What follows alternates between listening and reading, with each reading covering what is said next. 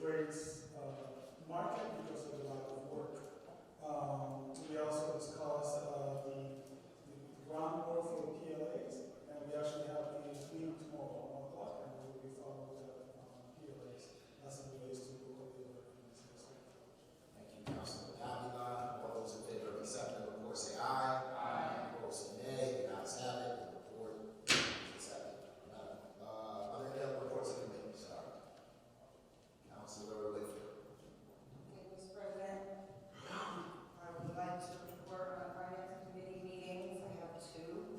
The first one was held on February 3rd, and attendance was Councilor Ashton, Councilor Tim Allen, part of the committee, and I thank you guys for always being there to come through. And then President Hurst, thank you also for attending this meeting regarding the Dairy Park funding. Also in attendance is Pat Sullivan, the head of Park and Rec, TJ Plant, Mark Colton, Peter Garvey, and Pete Lucet. And I want to say that was a very productive meeting where we talked about the construction of the new park. We did get a memo on all of the costs to build the DeBerry Homer Elementary School, which is budgeted about $100 million. But for the park, they are going to have to bond for about $40 million for the DeBerry Homer School, but also about $3 million to demo MCDI, and another $2.5 million for the construction of the park. So we are happy that this park is moving along. I wanted a bathroom and splash pad. It was just me as a community that's actually requesting a bathroom and splash pad at the park. And we did get a letter from the mayor along with very, very strong commitment from the gentleman that attended from the different departments. I pushed and prodded and pushed and would not accept anything that was almost a yes for the commitment for phase 2 that is probably going to be scheduled to happen in 2021. The park should be completed around April 2021, and after that we're going to look for all the funding that's out there to get the bathroom and splash pad. So it was a very productive meeting, and I'm happy how it went. And then we had a finance committee meeting today, and Councilor Gomez and Councilor Allen was also there.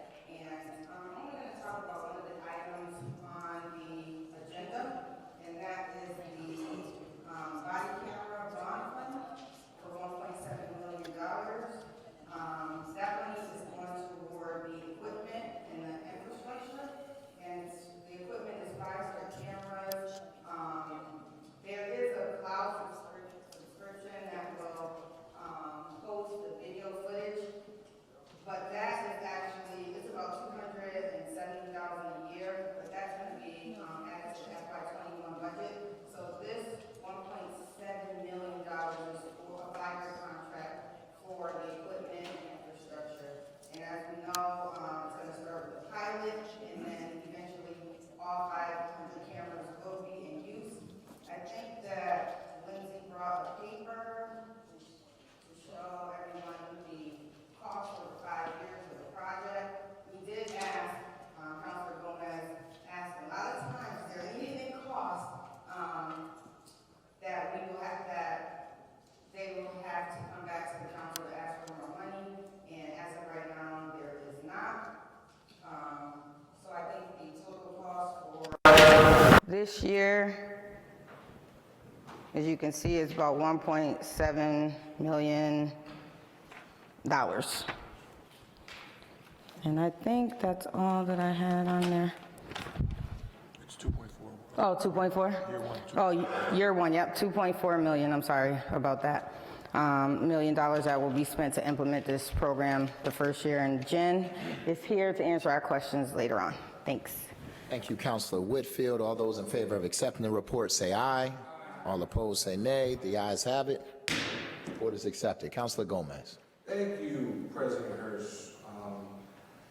I am here to report on February 13th, we had an economic development meeting. We had 2 agenda items. One of them was a presentation. The first agenda item was brought back to committee because It was just a small little ask we had from Economic Development on the seating ordinance that is going to be on our unfinished business coming up tonight. And the only question we had is that we wanted to just make sure that we don't have to put a sunset clause, because I was trying to amend it, and my colleague that was in attendance of my committee, Councilor Fenton, asked a really great question. I put it on the agenda ahead of what I'm about to get to next. And Brian Connors has stated that there's no reason why we can't just amend it so there isn't no sunset clause, because we've already went through that process. Next, we had a presentation from our friends from Wellspring. In attendance, we had Councilor Allen. I believe we had Councilor Fenton was also in attendance, a committee member, and a member of Wellspring's board of directors, Councilor Tracy Whitfield, that asked me to put together this meeting. And we had a really great conversation with members from Wellspring and Neighbor to Neighbor about cooperatives and how they operate, and what are the different businesses now in the city of Springfield that have been doing fairly well. In Ward 8, we have lettuce being grown right there in the mills. So moving forward, it was just more, and the great part about it is that Brian Connors was there, and we actually were talking about what and how are avenues that we can utilize or maybe work with economic development to start creating more the opportunity of co-ops to exist within the city of Springfield with that success. With that being said, that is the end of my report. Thank you for the opportunity. Thank you, Councilor Gomez. All those in favor of accepting the report say aye. Aye. All opposed say nay. The report is accepted. Are there any other reports of committee? Councilor Davila. Thank you, Mr. President. The audit committee met back in February 11th. We discussed the cybersecurity audit that was done, and that was done in executive session. We also discussed many other things. Two of the notable audits they're going to be working on this year, and one of them is the cash receipts in the local cafeterias, how the money is received, how it's kept, and the security on it. And also they're going to be doing audit on the yellow stickers, bulk yellow stickers throughout the city, and that should be done. Both of those items, among many others, will be done sometime at the end of this year. Thank you, Councilor Davila. All those in favor of accepting the report say aye. All opposed say nay. The report is accepted. Councilor Allen. Thanks, Mr. President. This is not a report of committee, it's a report on the progress of our professional development program. So in the past 2 or 3 months, we've had 2 MMA sessions that we were invited to. We've had a workshop on finance and budget. We've had a workshop on council rules and procedures. And on Saturday, we did a team building workshop. I just want to thank everybody who has come. I want to thank Councilor President Hurst for his support. And I just wanted to give a quick, not much longer than what I've already said. This is a work product that came out of Saturday's team building, which shows the city of Springfield with these 4 words over here are 4 values that came out of our 2 different work groups on Saturday when we were split into 2 groups. We all came up with the same first 3, which is appreciating diversity, collaboration, and respectful. Those are things that we said were ethics that we believe in here and values we believe in. The 4th one, we had honesty and communication. Honesty from one group, communication from another, and we decided on integrity. So this is a map of Springfield with our values up on the top. Obviously, this is the work product of 7 people. A few people weren't able to make it, but I'm hoping we'll keep this professional development going with your support. I've got ideas for the next one, and thanks everybody for your participation and support. Thank you, Councilor Allen, and thank you, Councilor Fenton, for helping to organize the professional developments. They've been extremely useful. As a former educator, I understand the importance of professional development, and that team building exercise was excellent and certainly took away a lot. So thank you to everybody who came. Are there any other reports of committee? Seeing none, Madam Clerk, will you please call the first item on the agenda? In fact, you can call items 1 through 3 together. Okay, I have the minutes for Monday, February 3rd, Monday, February 24th, and Monday, February 24th. Thank you, Madam Clerk. Are there any questions or comments regarding the minutes from the previous month? I just have 30 seconds. Yes, you certainly may.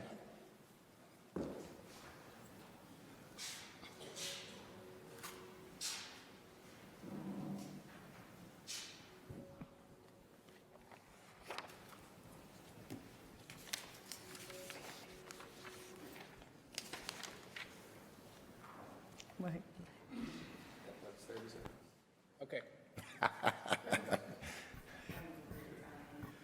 All those in favor of accepting the minutes, say aye. All opposed, say nay. The ayes have it. The minutes are approved.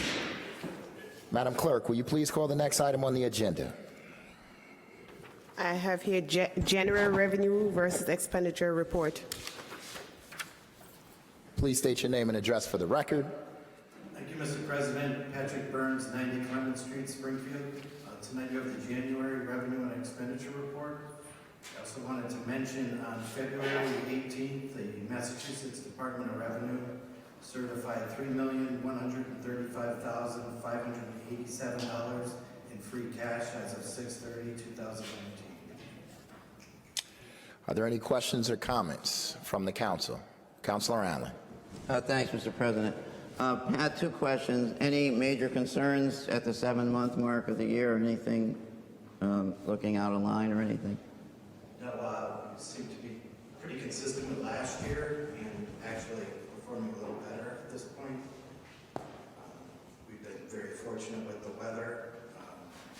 Normally at this time, we'd have an order for a transfer for a snow and ice deficit, and that isn't necessary, knock on wood, at this point.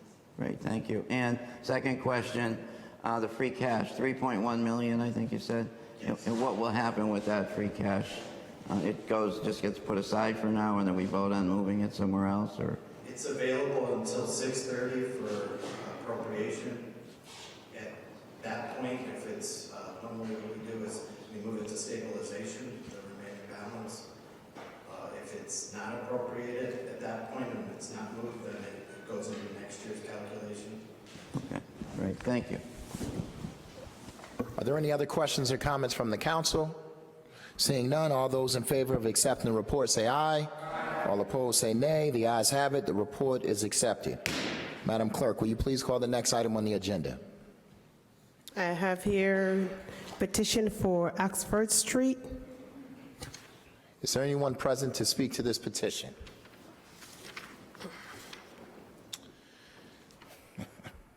Are there any questions or comments from the council regarding these petitions? I believe there was no one present last week to speak to these petitions.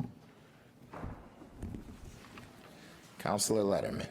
Thank you. Mr. Chairman, do we know why there's nobody present to speak on these? It's a great question, sir. Are you making a recommendation to send these to committee until there is someone present to speak on them? Yes. We have another meeting in 7 days. But Councilor Fenton? just on that motion, there are at least 3 here that are in my district, and we made a motion last time to send it to committee. The neighborhood council's in favor of numbers 6, 7, and 11. So I don't mind sending the rest of them to committee, but I'd like to act on those tonight if we could. Without objection, we'll take items 6, 7, and 11, and then we'll send the rest to committee. Camille, item number 6. Connecticut Avenue petition. Are there any questions or comments from the council regarding this petition? Seeing none, all those in favor? Councilor Whitfield, yes. I want to hear from Councilor Fenton what he knows about these petitions. Fair enough. Councilor Fenton. Certainly. So this petition is on Connecticut Ave, on the opposite side of where Glenwood School is located. There was temporary parking restrictions that were put up there because that's where the buses queue during pickup for students, and parents were dangerously parking there during the time that buses were parked. So for years, going back to when I went to school there, they put up cones, the janitors would and the staff would, to stop people and turn it into a temporary one-way. It's gotten to the point now with parents parking on the Van Horn side part of the street that it's becoming dangerous for the students. So the teachers and the principal and the staff asked for this about a year ago. We put up temporary parking restrictions. There was some negative feedback from parents regarding that, regarding those temporary restrictions, but overall, the feedback has been overwhelmingly positive, and this would just be to maintain the same non-parking restrictions that have been there as were there on a temporary basis. More than you cared to know. No, that's exactly what I wanted to know. I agree. Are there any other questions or comments from the council? Seeing none, all those in favor of accepting the petition say aye. Aye. All opposed say nay. The ayes have it. The petition is accepted. Madam Clerk, will you please call item number 7? A petition for Carew Street. Councilor Fenton. This is a no parking situation, just the same as the other, only this is right near Canaan Baptist Church across from Pottinger School. Very similar dynamic with pickup and drop off. Are there any questions or comments from the council? Seeing none, all those in favor of accepting the petition say aye. Aye. All opposed say nay. The ayes have it. Petition is accepted. Item number 11, petition Eversource Liberty Street. I'm less qualified to speak to this one because this is really an Eversource issue, but it's just, as I understand it, an improvement in the right-of-way for underground utilities. I wouldn't be able to speak to it further than that, so if people are not comfortable, we can send that on to committee. Councilor Letterman. If I want to defer to the councilor because it's in his district, and if the neighborhood council is supportive, then if they've gone before them, it is probably all right. But what I would point out is that there's a pending proposal for Eversource to acquire Columbia Gas and become the largest singular utility operating in our area. And I think that if that's going to happen, then when they want to build underground conduits, they should come before the city council, which is why I would propose that we may want to consider putting it in committee along with the others. I will say, though, I did look at number 8, and I'm familiar with number 8. I think we should vote on number 8. Okay, so motion to committee, Madam Clerk. There's a motion to committee for item number 11, seconded by Councilor Whitfield. Is there any discussion on the motion? Councilor Gomez. I was just going to say respectfully that we should send the committee because they're going to come back for Dwight Street, which is in Mike, and we'll be able to talk to both. Same situation. All those in favor of sending this item to committee say aye. Aye. All opposed say nay. The ayes have it. Councilor Letterman, can you just make your motion again so we can properly second it for the rest of the petitions to be sent to committee? What petitions are left, Mr. Chairman? I knew you would ask. Items number 5, 8, 9, and 10. I would motion items number 5, 9, and 10 to committee. I think number 8 as well, sir. I would like us to hear. Oh, okay. All right. Gotcha. Second. There's a motion made by Councilor Letterman to send items 5, 9, and 10 to committee, seconded by Councilor Fenton. All those in favor of sending it to committee say aye. All opposed say nay. The ayes have it. These petitions are sent to committee. Madam Clerk, will you please call item number 8? I have your petition for Fountain Street. Councilor Letterman. Thank you, Mr. Chair. So it's a petition to add stop signs on Fountain Street, which is a very long straightaway. I received a request from a constituent relative to this many months ago, and I'm very glad to see it on the agenda. Are there any questions or comments from the council regarding this petition? Seeing none, all those in favor of accepting the petition say aye. Aye. All opposed say nay. The ayes have it. The petition is accepted. Madam Clerk, will you please call the next item on the agenda? I have here a sustained traffic enforcement program grant of $97,709. Is there anyone present to speak to this item? Yes. Please state your name and address for the record. Hello, Mel Patowski. I'm the Sergeant of the Traffic Unit, Springfield Police Department, officers. I've worked with many of you. I'm here to promote and graciously ask you for your support of the STEP grant, the Sustained Traffic Enforcement Program. We've had it in the years past. This year, the grant is $97,709.44. I'd just like to go over some stats that we have. In 2018, we had 16 fatal crashes that resulted in 17 deaths in the city. And in 2019, we had 7 fatals. Still not low enough. 0 would be the optimum number. We have over 5,400 collisions in this city a year, and 1,000 of those are hit and runs. What this grant has allowed us to do is have over 200 officers go out on 4-hour deployments in addition to the regular patrol that they're able to specifically do speed enforcement. And that's specifically what this grant is for, speed enforcement. And I'm asking for your support of the STEP grant. Thank you. Are there any questions or comments from the council? Councilor Ramos, followed by Councilor Davila. Thank you, Mr. President. Very much in support of this grant. I have just one question. How do you determine where the traffic enforcement, the speed enforcement will be done? It's actually based on high incident intersections where there's either past fatals or a lot of collisions. So they're generally all the corridors where the enforcement is done. While the officers are out there, if they see another infraction, now it's hands-free for the cell phones and stuff like that. If they see another infraction or a felony or a crime, they can act on that, obviously, but they're specifically targeting corridors that lead to high crash intersections. You know, for instance, Parker Street, Sumner Ave, Boston Road, Page Boulevard. You know, there's high speed on Bernie Ave in the North End, East and West Columbus. So a good portion of the city, even on State Street through the corridor by the schools in Mass Mutual. So they're pretty much everywhere. We could set up everywhere, but the grant would like us to set up on the corridors that lead to intersections with a lot of crashes. Thank you for mentioning those. Those are some very concerning parts of the city of Springfield.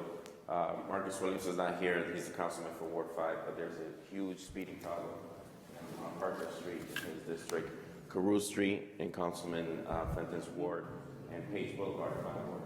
So I'm glad that you mentioned those. There's an opportunity for neighborhood council input that would be recommended as well. There's an opportunity for that, but I wholeheartedly support this grant. Thank you.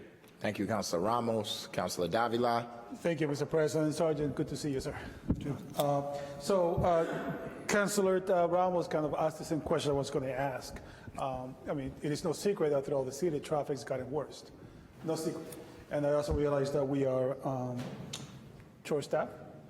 You know, we have issues, and then we got the money issues as well. So I fully commend and support this grant of $97,709. But I do feel my obligation, Sergeant, and I'm sure you know, in my own ward, Ward 6, I've been getting lots of complaints of speeding on side streets, specifically Trafton Road, Somerset, Bronson Terrace, and in my own street, on East Alvord, it's just like a speedway. I do realize that we have to do the most we have with the resources that we have, but I urge you, sir, to this summer to look at it a little more carefully, see how we can start making that a little bit more of an impact that way, because it's something that it's in my radar. I'm getting a lot of complaints and concern about it, Sergeant. Thank you. Thank you, Councilor Davila. Are there any other questions or comments from the council regarding this grant? Councilor Brown. I'll be quick. I don't really have much to say. I just want to commend you, Sergeant, for the work that you do. It's always an honor. Thank you. Well, thank you very much. Thank you, Councilor Brown. Are there any other questions or comments? Seeing none, all those in favor of accepting? Councilor Gomez. Just want to make a note that in our finance meeting that they had reported that this was an increase from what we got last year, and I just wanted to Just let the record show what was the increase? And that's the only question I had. So In my colleagues that weren't there. In 2000, as far as fatal crashes? No, sir. The increase in the grant. The increase in the grant, there was an increase from the money that you received last year for the grant up to this point, and I just want to let the record state what was the increase so the rest of my colleagues know that there was an increase in this money. That's all. I know that we also have the traffic enforcement grant is another grant that we're already operating off of. I'm not exactly sure what the increase was. Please state your name and address for the record. Thank you. Jennifer Lyden, Normandy Road, Springfield. This is a new grant for the new federal fiscal year for the $97,000. So I believe it was reported mistakenly that it was an increase, but it's a new grant for $97,000. This is new money. It's new money for the new federal fiscal So year. now I'm going to have to ask a question because I asked a question that he had stipulated something to when it came to the hands-free. So is this money respectfully because of the new law having to do with hands-free, because he was talking about vehicular accidents that could cause, within the data, these situations? The traffic enforcement grant that we already have, that you already approved, has April 1st is hands-free when it is actually can be enforced monetarily. Right now, we can only give warnings. The state, the way the law is, we can only give warnings until April 1st. And as of April 1st, we can give monetary citations. And the traffic enforcement grant has the whole month dedicated specifically for that enforcement through that grant, which is called distracted driving. Thank you for giving us that information, because I did ask who was there reporting about that, and she wasn't clear on it. That's why what this money was going to be used for. What was told in our finance meeting, that it was an increase of $40,000 to another grant that you had received last year. But if it's not, and it's a brand new grant, congratulations and thank you. Thank you, Councilor Gomez. Are there any other questions or comments from the council? Seeing none, all those in favor of accepting the grant say aye. All opposed say nay. The ayes have it. The grant is accepted. Madam Clerk, will you please call the next item on the agenda? I have here Libraries Mass Census Division completes count grants, $90,000. Please state your name and address for the record. Good evening, Molly Fogarty, Library Director, Rolling Meadow Lane, East Longmeadow. This grant is from the Secretary of State's special grant program this year called the Complete Count Program, and the funding, the $90,000, we just received notice that we're getting, and we'll be using it to increase participation in the census count throughout the city. Thank you. Are there any questions or comments from the council regarding this grant? Councilor Whitfield. Thank you. I just wanted to say congratulations on all these grants you put on our agenda. Thank you. Today, we were in the finance meeting like, go libraries. I mean, we're happy for all the grants that people bring through, but I just wanted to commend you on that. And you have a big census event coming up on April 1st, is that correct? Yes, April 1st is National Census Day, so there's funding in the grant to keep all our locations open till 8 o'clock that night. We'll have special events going on where there's funding to hire translators to help. We have programming for parents so that they can have the time to to fill out the form. So we'll be doing a lot of promotion through print, media, TV, radio, and social media to get people to come. We have funding to purchase some really nice prizes that if you come, you can enter the raffle. So, the whole point is to get as many people to sign on to and get their census done. We know how important it is to count everybody. So. It is important.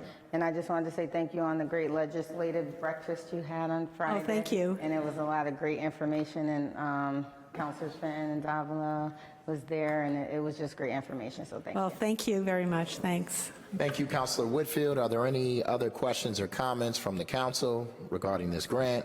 Seeing none, all those in favor of accepting the grant say aye. All opposed say nay. The ayes have it. The grant is accepted. Madam Clerk, will you please call the next item on the agenda? Item number 14, Massachusetts Substance Abuse Collaborative Grant increase, $75,000. Is there anyone present to speak to this grant?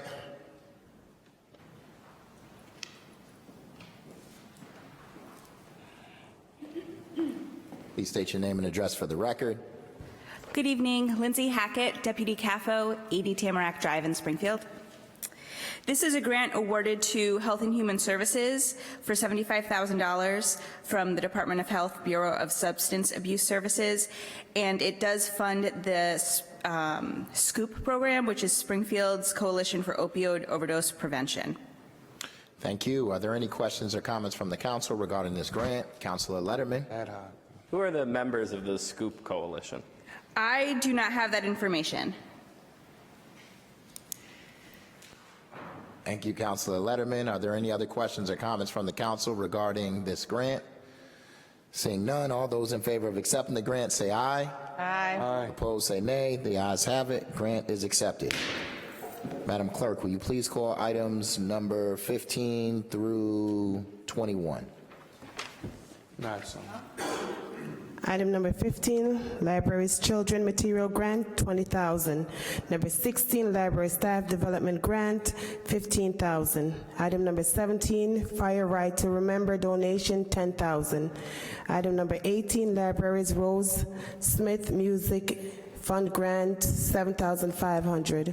Item number 19, Increase in Funding State 911 Training Grant, $6,417.86. Item number 20, Elders Donation, $1,850. Fire donation, $500. Thank you. All those in favor of accepting the grant say aye. All opposed say nay. The ayes have it. The grants are accepted. Madam Clerk, will you please call the next item on the agenda? I have here a bond authorization, body-worn cameras, $1,700,000. Good evening, Council. Jennifer Leiden, Normandy Road, Springfield. I am here in front of you finally for some money for body-worn cameras. The total project for the 5 years will be about $5.6 million. We did receive a grant from the DOJ, $1.2 million, and that money is on its way because the DOJ approved our policy. We are have one of the best written policies in the nation, so we were approved with that, so I'm very thankful for that.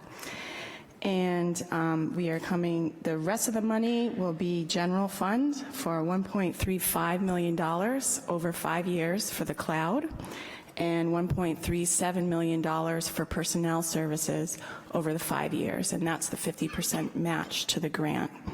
So the remaining money that we're asking for things, for equipment, facility costs, IT infrastructure costs, and to match the 50% grant is $1.7 million.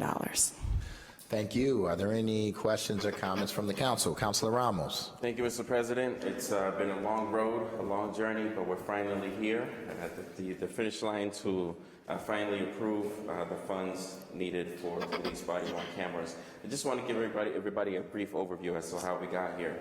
One of the first votes that I took as a councilman when I got elected to this body was to approve a collective bargaining agreement between the City of Springfield and the Patrolmen's Union. That collective bargaining agreement was a result of an arbitration award, which stated that the City of Springfield and the police union would have to, it was recommended by the arbitration arbitrator that they sit down and come up with a policy for the use of cruiser cameras. It was stated in the arbitration award, cruiser cameras, nothing about body cameras, cruiser cameras, and this was back in 2014. And so we reluctantly approved that collective bargaining agreement, but we made it very loud and clear that we expected to see cameras in the next collective bargaining agreement. And we did. Because of the advocacy of this body, because of the advocacy of my colleagues, we were able to get some language in the next collective bargaining agreement for police body-worn cameras. As a matter of fact, Mr. President, on May 18th, 2015, this body approved a resolution that urged the Joint Study Committee that was formed as a result of the arbitration award to develop recommendations for the implementation of the use of body-worn cameras for the Springfield Police Department. That resolution, that vote made national headlines. It was during a time that there was a lot of national stories that were coming out about police misconduct, stories that were being caught on video, and it made the news all the way from excuse me, Seattle to Washington, D.C., to San Francisco, to the Boston Globe, and we made that happen because of our advocacy. So I know that there are going to be some people that look at the price tag and say, well, that's a lot of money. And it is a lot of money, but we got to think about what we're getting back in return.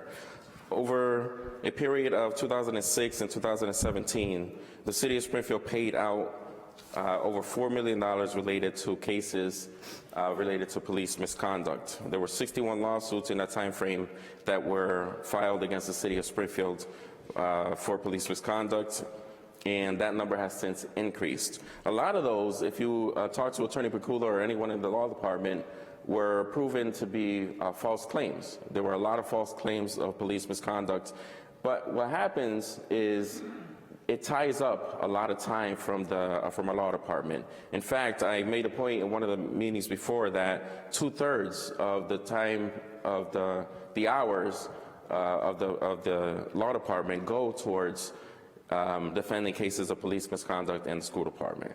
And so it's a large period of time and a lot of time and resources that are being dedicated to defending police misconduct. And the last point that I want to make is that police body cameras are intended to protect both the officers from false allegations and to protect the public from police misconduct. And so a lot of time and effort went into making this happen.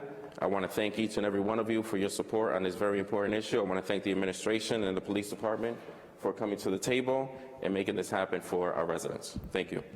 Thank you, Councilor Ramos. Councilor Whitfield. Thank you, Mr. President. I support this bond fund 110%. As Councilor Ramos stated, it is a great tool for our constituents as well as for the officers, and safety is our main priority for both sides of the coin. But I do have a couple questions. You said there's going to be staff added, so in essence a new unit. Can you just talk about that a little bit? Sure. This unit will be under the command of the captain of the records unit. So the video is essentially a record. Lieutenant Randolph will be in charge of that, with 3 civilians who are responsible for redaction. And we came up with that number because we asked communities around us that have the same type of crime and the same kind of issues with the public that, how many requests do you get? So Bridgeport was the closest town that had probably the same demographics and issues with us, and they have 2 sergeants that are doing redaction full-time. So we went with 1 more because we do have double the officers, so we'll have more cameras out there. And so that's how we came up with the 3 civilians for that. And then we have 1 civilian who will be responsible for making sure that whole software program, because it's so technical with the cloud and redaction, making sure that that's happening constantly. These videos will be going over to the DA's office on a daily basis, so we need somebody to have their eyes on this all the time. So 3 analysts? Yep. 1 cloud analyst, or is that included in the 3? Nope, that's additional. Oh, that's an additional. Yep. So 4, and then the lieutenant? Correct. Those 5? Correct. And is the lieutenant currently a lieutenant now? He is. Okay, so he's just going to move over? He's going to move over, but we did ask for his replacement. So essentially, in the complement, it is 1 more lieutenant that we'll be asking for in the 21 budget.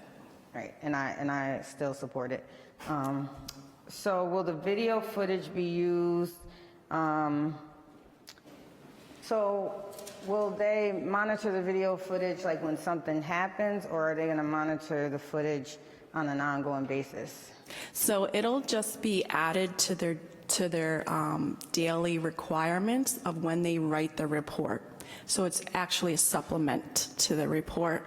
So after they go to a call, if a report is needed for that particular type of call, and they did turn on their camera, they're going to put their camera in a docking station in the car and be able to tag it. And tagging means basically is like a earmark on the video to say, okay, at 10 o'clock there was a domestic, or I had an encounter with a civilian. We're going to have different tags that they'll be able to easily do in the car and then upload it to the cloud when they get in.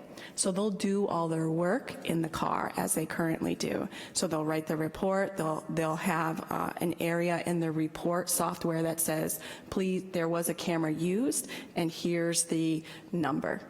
And then in the software system, the video system will have a please refer to the report number 2, so they can be reviewed back and forth. So is that the only time that the camera should be turned off, is when they're uploading it in the car? Like, will it always be on, and how will we monitor that it is on and in use? Like, how do we know they didn't turn it off, or if it's shut off on its own? Will there be some type of monitoring for that? Yep, so we have a quality assurance staff already in place who'll be looking at those all the time, but let's face it, we're going to be getting a lot of videos, 500 cameras, a lot. So within our policy, we're mandating the sergeants to review 2 clips on a daily basis of their officers that are under their command, to make sure that they're tagging everything and actually uploading it to the system. Because, you know, let's face it, if nobody pushes start and if they don't tag it, it's going to get erased eventually. So we're making sure that we have people watching. In addition, the software tells us once they come back from their tour of duty and they put their camera on the docking station and all the video goes to the cloud after it's been tagged, the software system tells us there's so much that hasn't been tagged, and we'll know because everyone will have their own camera. We're not sharing cameras, so that there's accountability there to say, you know, this particular person didn't put their camera on all day, or there's, you know, only one tag of an 8-hour tour or something like that. So there's quality, there's checks and balances in place.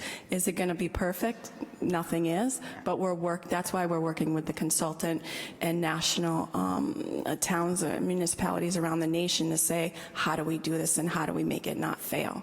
Well, I think it's great. I think it's a great program. It's going to be a win for the city, for the constituents, for the officers, for everybody involved. So I just want to thank everybody who started the process before I came, and for those who continue to move forward. And I know that you said we can get some training ourselves, so whenever we can do that, we would like to schedule that. We're hoping to have you guys in the end of April, beginning of May, but we're thinking the end of April. Okay, thank you.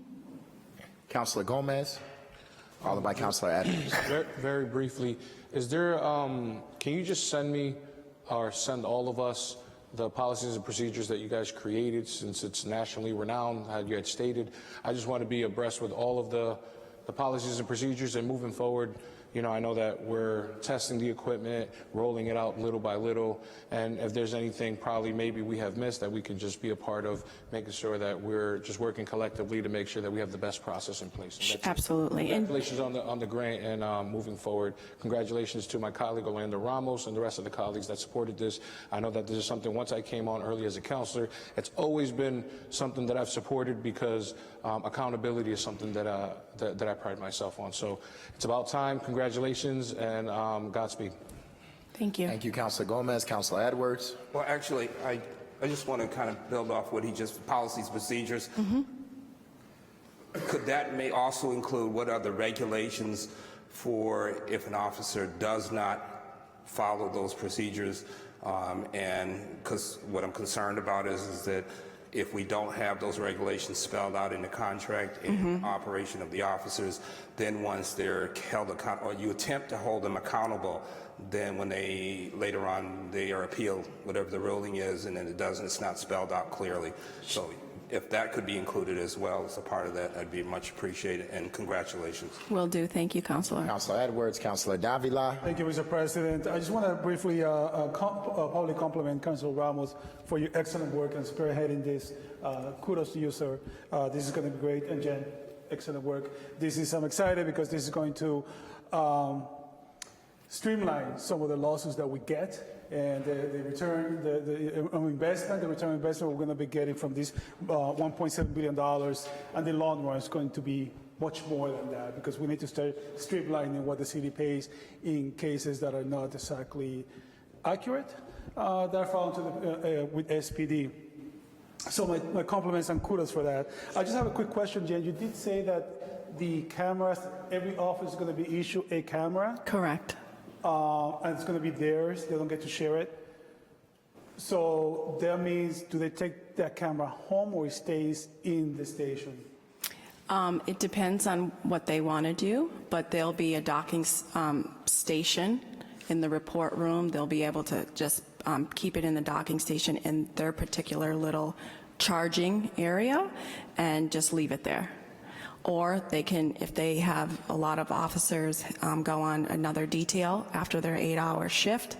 So they'll be able to charge that on their detail, take it home if they don't want to go back to the station, and bring it in the next day. But they are responsible to make sure that all of that video is uploaded before they start their next shift. So that's where the supervisors come in and say and make sure that that video gets transported. Right. That makes sense, but just so that I do my due diligence, is there any concern with the chain of custody of evidence, the evidence custody, chain of custody?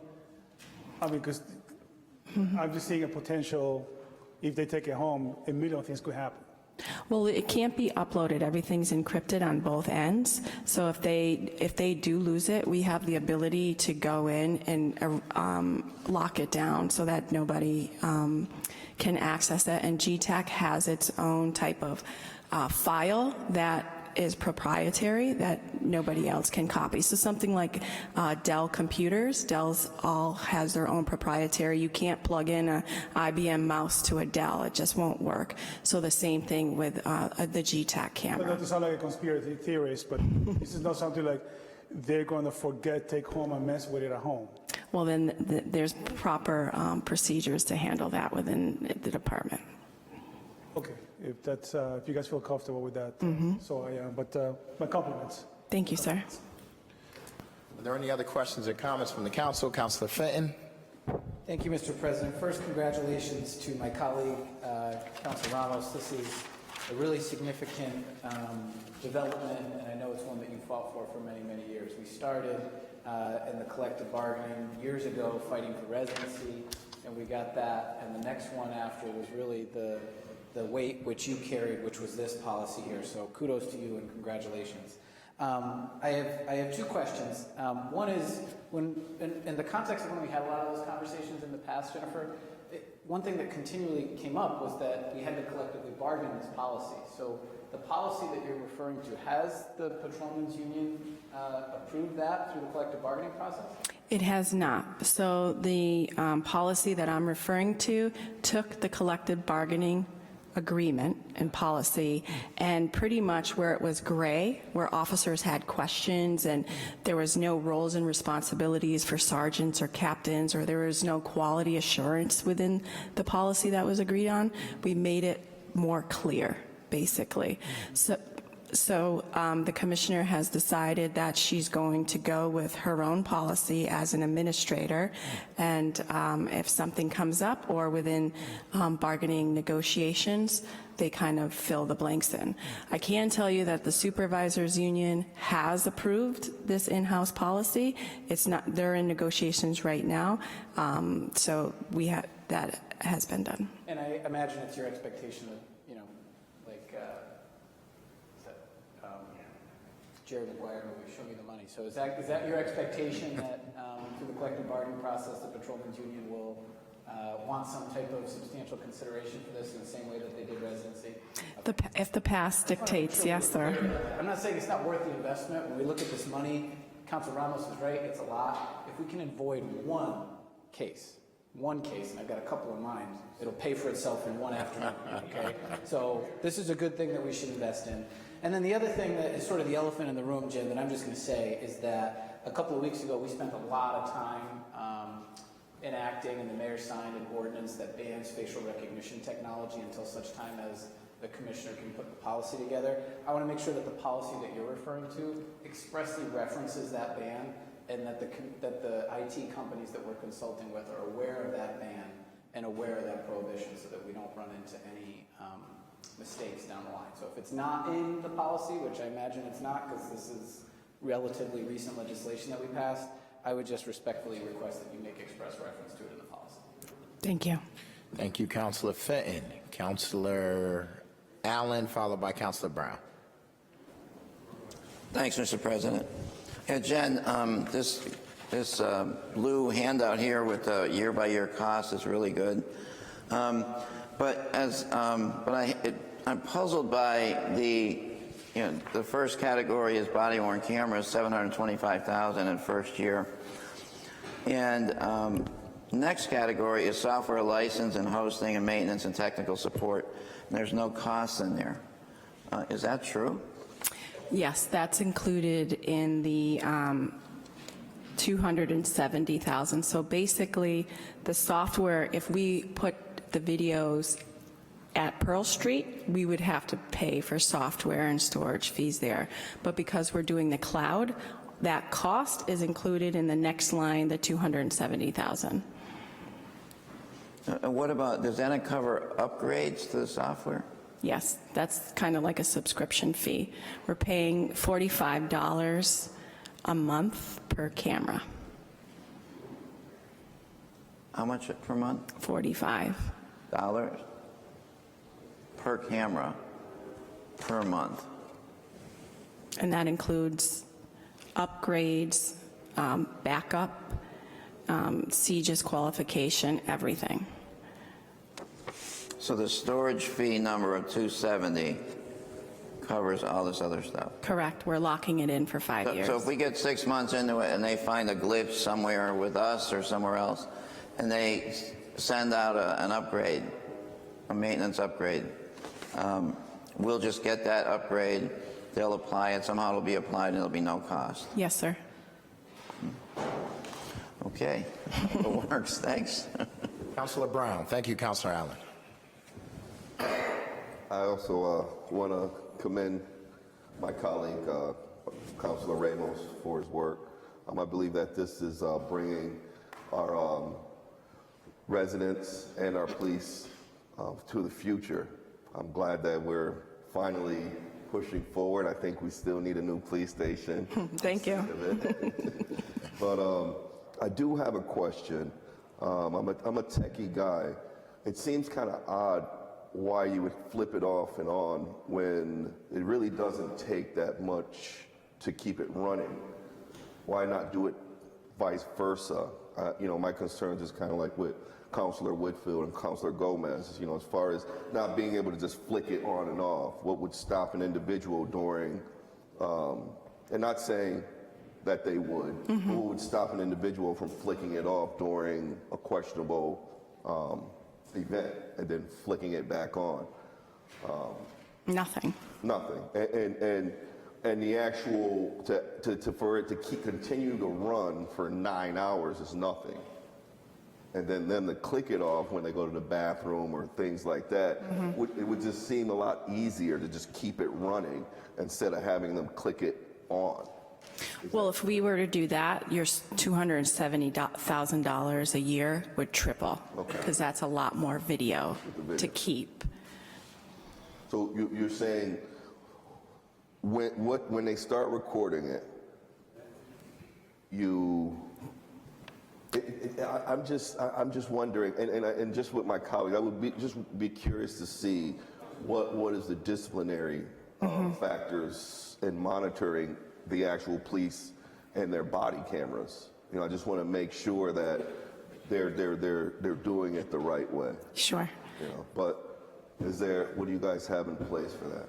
So the commissioner stated explicitly that because this is a new process, it's more training. So when she finds, when we're going to get a lot of people who might not put it on, or it's usually about 10%. There's national numbers around this. So, you know, you're going to have 80% of the people doing what they're supposed to do, 10% are really good at it, and 10% that are really bad at it, the standard bell curve. So we focus on the 10%. So just like in contract in their contract, there's progressive discipline. First there's training, then there's retraining, then there's verbal warnings, written warnings, et cetera, et cetera. So it's a progressive discipline that's already been negotiated in a contract. But as the commissioner said, she wants to, it's more to make sure that they use it and use it as a tool rather than something else. Thank you. Mm-hmm. And just to clarify, the videos, the camera is always on, because as soon as you push on, it has recorded 30 seconds before. It has recorded video, not voice. So it does go back and start. So it is always on. But if you don't tag it, it gets deleted.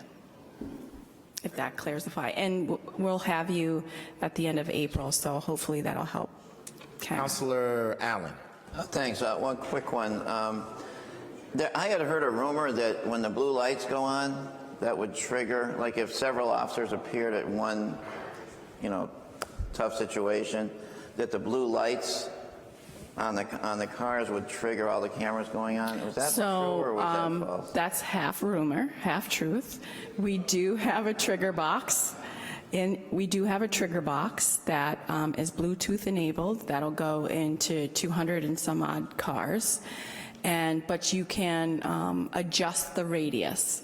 So if you're standing over there and a car goes by with its lights on, and you're just, not in a confrontation or need to put your camera on, your camera's not going to go on. You have to be standing right next to the car in order for your camera to go on. So in a situation where there were several officers, reporting to a certain situation, 4 or 5 officers, would they all individually have to put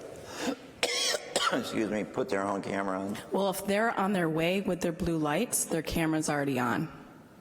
That's the point of the trigger box. As soon as the blue lights are on, their camera's on. Okay, so that's true. Okay. Mm-hmm. Thank you. Are there any other questions or comments from the council? Seeing none, Madam Clerk, this requires a 2/3 roll call vote for passage. Will you please call the roll? Councilor Gomez? Yes. Yes, Councilor Whitfield? Absolutely.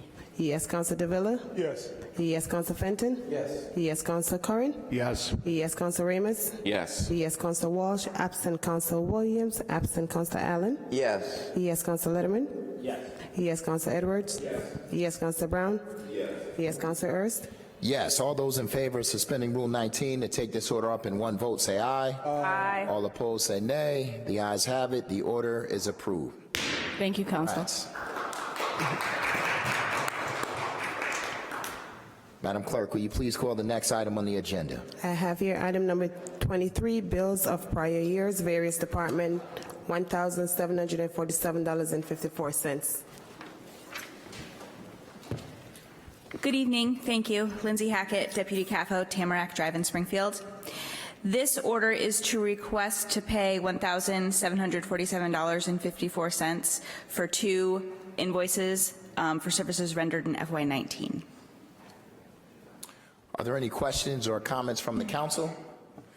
Seeing none, Madam Clerk, this requires a 2/3 roll call vote for passage.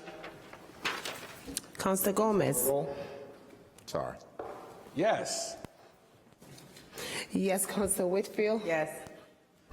Yes, Councilor Davila. Yes. Yes, Councilor Fenton. Yes. Yes, Councilor Curran. Yes.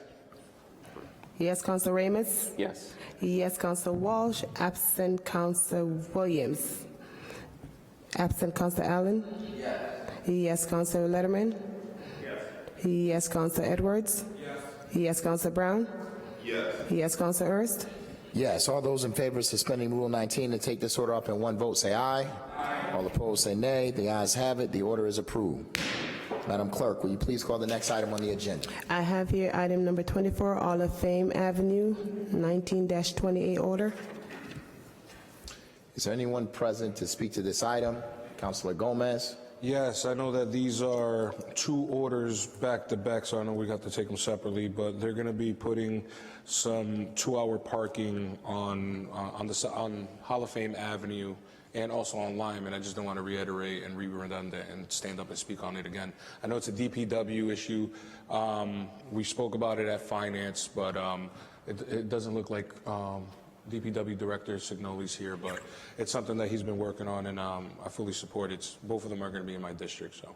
And I know that we need it. It comes off the cusp of food truck ordinance and stuff like that. Once the park got finished, we didn't get to put the 2-hour parking and the limitations there on the side, because those are two districts. One's on Lyman and one's right there in front of, on Hall of Fame Avenue, right in front of Riverfront Park. Thank you, Councilor Gomez. Are there any other questions or comments regarding this order from the council? Seeing none, this requires a roll call majority of vote from the council for passage. Madam Clerk, please call the roll. Councilor Gomez? Yes. Yes, Councilor Whitfield? Yes. Yes, Councilor Davila? Yes. Yes, Councilor Fenton? Yes, Councilor Curran? Yes. Yes, Councilor Ramos? Yes. Yes, Councilor Walsh. Absent Councilor Williams. Absent Councilor Allen. Absent Councilor Letterman. Yes, Councilor Edwards. Yes, Councilor Brown. Yes, Councilor Erst. Yes, the order is approved. Madam Clerk, will you please call the next item on the agenda? I have here item number 25, Lyman Street Order, 19-20B. Are there any questions or comments regarding this order from the council? Seeing none, Madam Clerk, this requires a roll call majority vote for passage. Can you please call the roll? Councilor Gomez? Yes. Yes, Councilor Whitfield? Yes. Yes, Councilor Davila? Yes. Yes, Councilor Fenton? Yes. Yes, Councilor Curran? Yes. Yes, Councilor Ramos? Yes. Yes, Councilor Walsh. Absent Councilor Williams. Absent Councilor Allen. Absent Councilor Letterman? Yes, Councilor Edwards? Yes, Councilor Brown? Yes, Councilor Erst. Yes, the order is approved.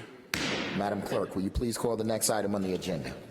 I have here an order authorizing the mayor to execute quitclaim deed sale of Southside Locust Street. Please state your name and address for the record. Julissa Davila Ramos, Tinkham Road, Springfield, Senior Program Manager for the Office of Housing. I have 2 lots for you on Locust Street, parcel 38 and 40. There are combined approximately 13,000 square feet together in the Forest Park neighborhood of the city. The abutter wants to combine the lots with their apartment building and use it as open green space for tenants. Any questions? Councilor Fane. Just one question. This RFP already went out, right? It's not an RFP. It's a butter lot sale. This isn't a butter lot sale. So there was no RFP? There was not. Councilor Davila. Thank you, Mr. President. Just Ms. Davila, no relation, by the way. He did appear in front of the Forest Park Civic Association a little while back, a couple months ago, if I'm not mistaken. January. And profusely discussed this proposal with the association, and the association is okay with the proposal as stated. So the Forest Park Civic Association, it's on board. Thank you, Councilor Davila. Are there any other questions or comments from the council? Councilor Ramos. Mr. President, I don't have a question related to this item, but I did want to say for the record, because I've been asked by more than one person whether or not you and I are related. For the record, we're not related. There's no relation. No relation to any councilors. If there are no further comments or questions from the council, Madam Clerk, this requires a 2/3 roll call vote for passage. Can you please call the roll? Councilor Gomez? Yes. Councilor Whitfield? He's my cousin. Yes. Councilor Davila? Yes. Yes, Councilor Fenton? Yes. Yes, Councilor Curran? Yes. Yes, Councilor Ramos? Yes. Yes, Councilor Walsh. Absent Councilor Williams. Absent Councilor Allen? Yes. Yes, Councilor Letterman? Yes. Yes, Councilor Edwards? Yes. Yes, Councilor Brown? Yes, Councilor Erst? Yes. All those in favor of suspending Rule 19 to take this order up in one vote say aye. All opposed say nay. The ayes have it. The order is approved. Madam Clerk, will you please call the next item on the agenda? I have an order authorizing mayor to quitclaims deed for sale of Southside Locust Street. Are there any questions or comments from the council? Seeing none, Madam Clerk, No. this requires a 2/3 roll call vote for passage. Can you please call the roll? Councillor Gomez. Yes. Yes, Councillor Whitfield. Yes. Yes, Councillor Davila. Yes. Yes, Councillor Fenton. Yes. Yes, Councillor Curran. Yes. Yes, Councillor Remus. Yes. Yes, Councillor Walsh. Absent Councillor Williams. Absent Councillor Allen. Yes. Yes, Councillor Letterman. Yes. Yes, Councillor Edwards. Yes. Yes, Councillor Brown. Yes, Councillor Erst. Yes, all those in favor of suspending Rule 19 to take this order up in one vote, say aye. Aye. All opposed, say nay. The ayes have it. The order is approved. Thank you. Madam Clerk, will you please call the next item on the agenda? I have here under unfinished business, order number 28, outdoor seating permit on for second and third step. Committee meeting? Yes. Councilor Gomez. So as I stated earlier, we had a committee meeting on February 13th. It was sent back to committee because Councilor Fenton wanted to make sure that we did not have to enter a sunset clause because we've already went through that process. Moving forward, Economic Development, Brian Connors felt that it was okay for us not to enter a sunset clause. And I'm going to be honest, I'm pretty lost on where I have to enter this. I had a note, and I don't have the note on me, so I need a moment to look through where is it at, or if not, you can enter the motion, I'll second it, and then we can move forward and get this business done. Thank you. Councilor Fenton. Mr. President, motion to amend subsection J to reflect this section shall be effective upon passage. Madam Clerk, there is a motion on the floor made by Councilor Fenton, seconded by Councilor Edwards. All those in favor of the motion say aye. Aye. All opposed say nay. The ayes have it. On the, I believe this is on for second and third step. Are there any questions or comments from the council? Seeing none, Madam Clerk, will you please call the roll? Actually, all those in favor of invoking Rule 22C to pass second and third step together, say aye. Aye. All opposed, say nay. The ayes have it. Madam Clerk, can you please now call the roll? Councillor Gomez. Yes. Yes, Councillor Whitfield. Yes. Yes, Councillor Davila. Yes. Yes, Councillor Fenton. Yes. Yes, Councillor Curran. Yes. Yes, Councillor Remus. Yes. Yes, Councillor Walsh. Absent Councillor Williams. Absent Councillor Allen. Yes. Yes, Councillor Letterman. Yes. Yes, Councillor Brown. Yes, Councillor Edwards. Yes. Yes, Councillor Erst. Yes. The ordinance is approved as amended. Madam Clerk, will you please call the next item on the agenda? I have your order number 29, order accepting local excise taxes on short-term rental. Councilor Letterman. Thank you very much, Mr. Chairman. The following three items, 29, 30, and 31, all relate to the short-term rental ordinance that myself and fellow councilors and members of the General Government Committee have been working on for the last couple of months. Relative to items 29 and 30, these are relative to the local options taxes and community impact fee that are allowed under the state regulations. However, when we first began researching this piece of legislation, it was at first believed that we had not yet taken the steps necessary to collect local options taxes on short-term rentals, the type of which are collected on hotel and motel rooms, because we were originally reading it as saying that we must adopt that local options tax separately. Since then, thanks to the good work of our finance department, Tim Brown, there's actually a misreading of the state law. The state law actually added short-term rentals to the local options rooms tax that the city of Springfield has already adopted for hotels and motels. So we do not actually need to re-adopt that. The short-term rentals are paying into the local options rooms tax through their booking agents at this time. It is not broken out, so we can't see exactly how much of the rooms tax that comes to us quarterly is from a short-term rental versus a hotel or motel, but it does just take away that piece for us.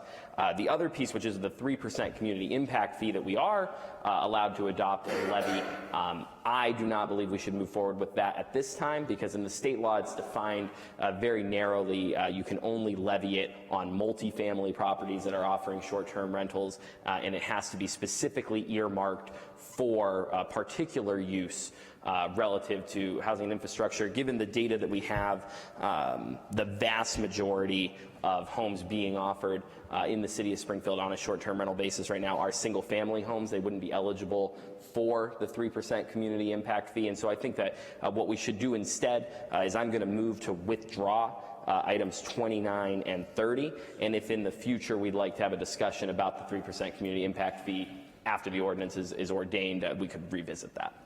So there's a motion on the floor made by Councilor Letterman, Madam Clerk, to withdraw items number 29 and 30. It's been seconded by Councilor Gomez. All those in favor of withdrawing those items say aye. Aye. All opposed say nay. The ayes have it. The items are withdrawn.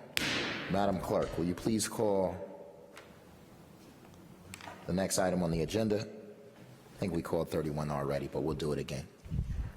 Item number 31 under unfinished business, Ordinance Chapter Short Terms Rental First Step. Councilor Edwards, I assume you're deferring to Councilor Letterman.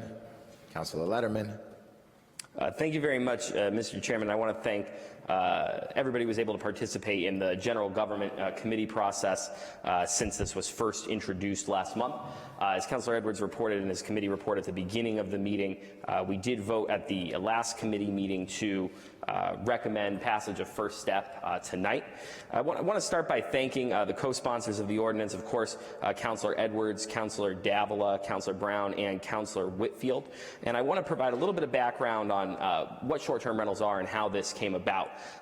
Many folks in the room or folks watching at home may be familiar with these short-term rentals. They've been popularized, especially in recent years, by online booking agents like Airbnb and HomeAway. And the basic premise of those booking agents is that you can offer either your entire home or a portion of your home to guests in an overnight and sort of transient capacity as an alternative to more traditional hotels or motels. And this has really transformed the way that people travel throughout the world, and Springfield is no different. I will admit that I believe this is a fantastic development. I think that it allows not only for individuals to see our city from a different perspective when they come to visit, but it also allows individuals who are operating out of their homes these types of facilities the opportunity to make a little bit of extra money and play host to the individuals who may come to the city of Springfield. With that said, and as I've said before, I think regulation of this growing market is very important. We have regulated similar markets to this before, such as home-occupied bed and breakfast. And really, the zoning ordinance as it currently stands in the laws of the city of Springfield leaves a gray area for these types of properties. And this was first really brought to our attention by residents in the McKnight neighborhood who, though they are the smallest neighborhood in the city, actually face the highest concentration of these types of facilities, second to Maple High Six Corners and then Forest Park, hence the councilors that have co-sponsored this with us. So I want to thank Jim Boone, who first began advocating with McKnight neighbors, and Councilor Brown and I, prior to bringing this forward, had a chance to meet with about 30 neighbors in the McKnight neighborhood, including several operators, and get an idea of what these facilities really look like and how we could implement best practices to make sure that they allow individuals who want to operate them responsibly to do so, but also who want to be respectful of the residential integrity of the neighborhood. Since that time, we've held, as I said, several committee meetings. I've had a chance to also speak with several neighborhood councils, and you've heard formal endorsements of the ordinance from the Maple High Six Corners Neighborhood Council as well as the McKnight Neighborhood Council. The key pieces of the ordinance before you are that these types of facilities would be owner-occupied, similarly to how we've regulated bed and breakfast in the past. Also that they be licensed and inspected annually to make sure that they meet the minimum standards for human habitation and remain free of code violations on a regular basis. And also that they present a plan for parking to ensure that there is adequate parking available depending on the different site where this might be located. That was something that came up quite a bit in our conversations with community members. As I mentioned, the owner occupancy piece is probably one of the most important aspects of this in my opinion. I think that it is extremely important when we look at our history and how we've regulated essentially transient housing options in the past, whether it be bed and breakfast, lodging houses, or things of the like, that we've always required it to either be owner occupied or extremely restricted. And if you look in the zoning ordinance as it exists today, you'll find a term which is transient occupancy units. And transient occupancy units are defined as things similar to hotels, motels, and bed and breakfast.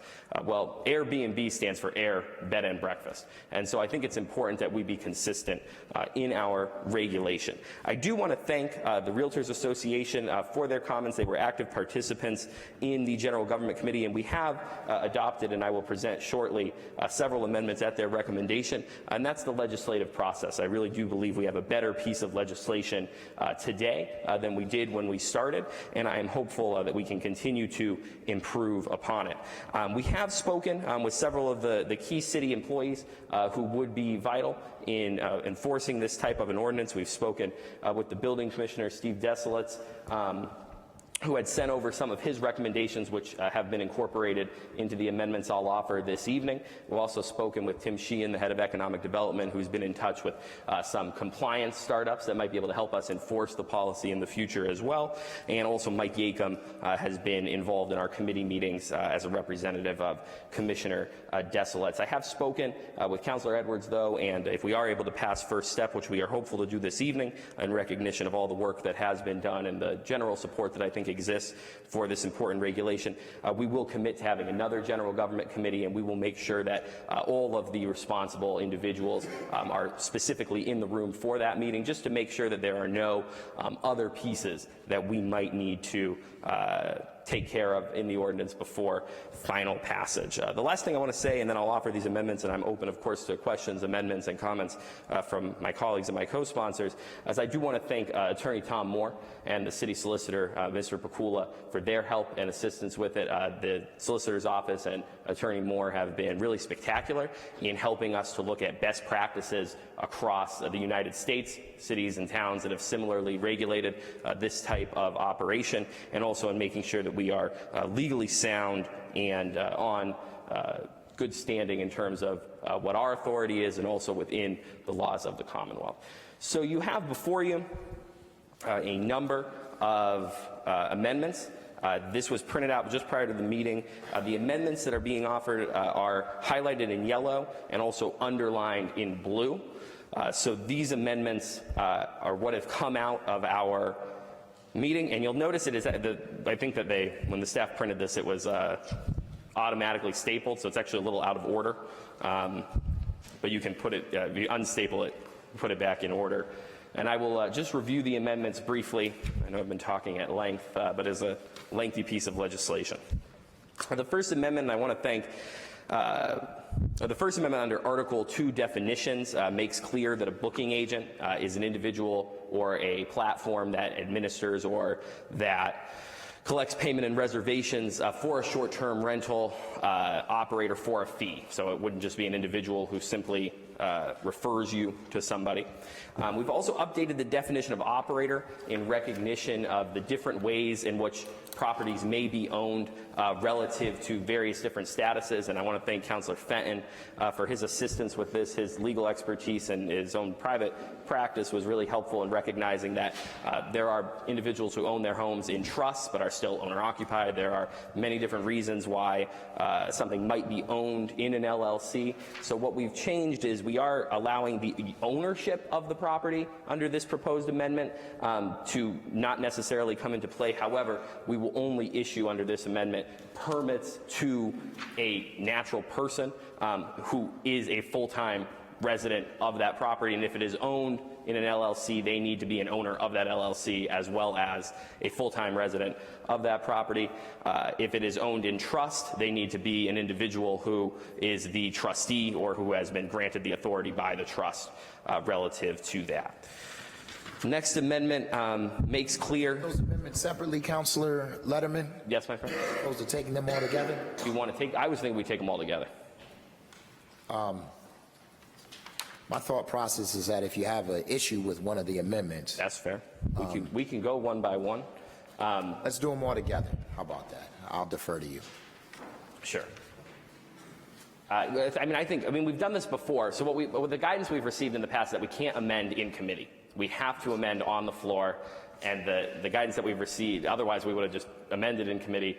And then I think the other guidance says, I don't know if it would be, I mean, I know it's a lot of amendments, but I mean, theoretically, we could just pass it out and I could say, this is my amendment, but I think we should probably read them into the record.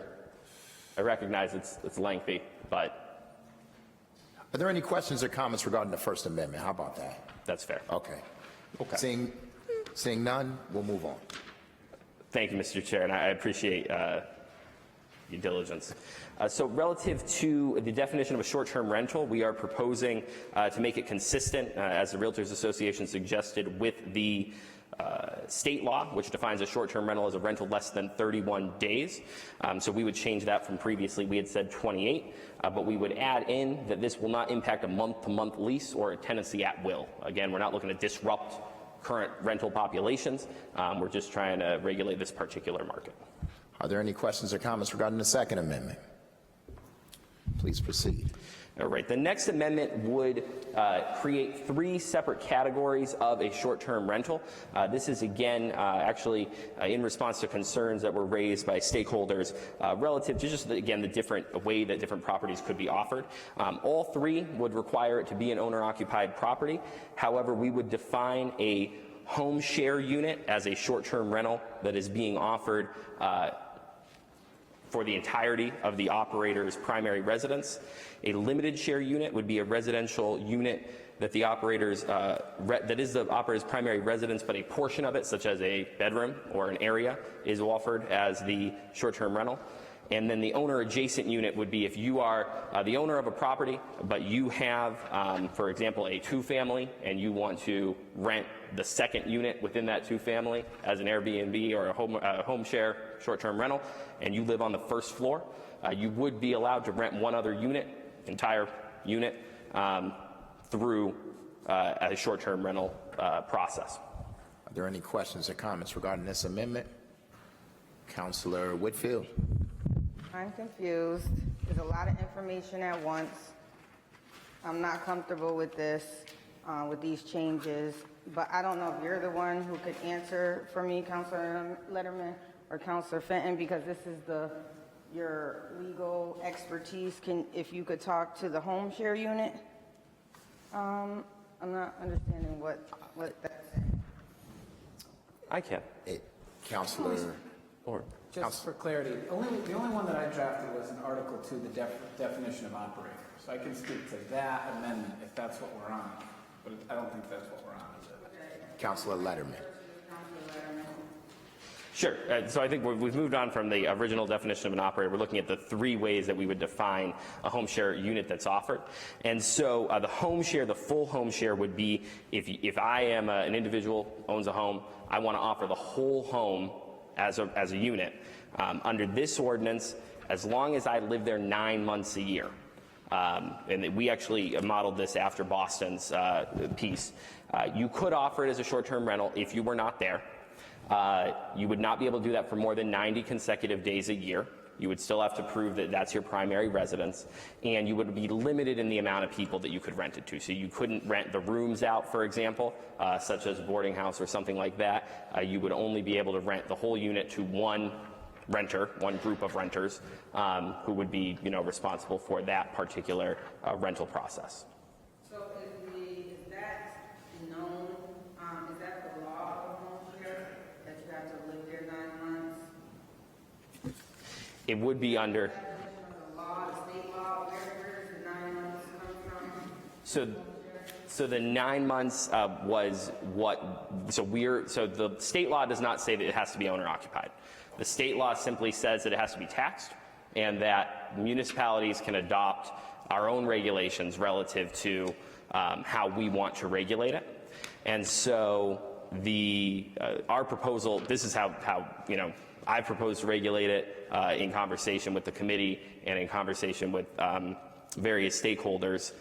So that's where we use 9 months as the establishment of residency. That was based on best practices looked at in other communities. This definition, these 3 definitions, are also based on looking at other communities and seeing how they've opted to put it in place. At first, we weren't doing the owner-adjacent limited share home share, but there were concerns raised just relative to the specificity of the language and being able to, look at the market and make reasonable accommodations for individuals that do want to operate it. So I think it all sticks to, again, the overarching theme is owner-occupied. You're there, with the exception of the home share for a limited amount of time a year. Say you were an individual who traveled, south for the winter or something like that. You would be allowed to offer your home. You would have to provide a local contact, though, for us. So Councilor Whitfield. I'm sorry, is the 9 months specified somewhere else? Yes, so under definitions, we, primary residence right under operator, that was in the original proposal.